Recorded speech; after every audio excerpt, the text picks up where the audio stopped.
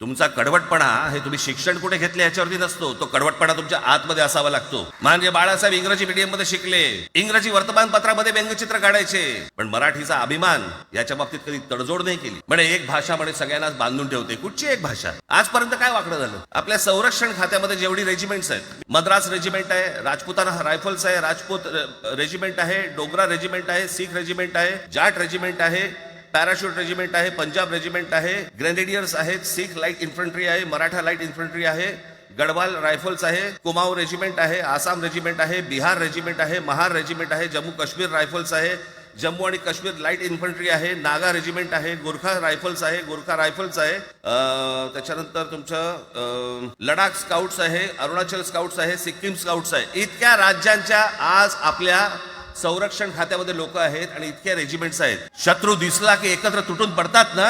भाषेचा प्रश्न येतो कुठे?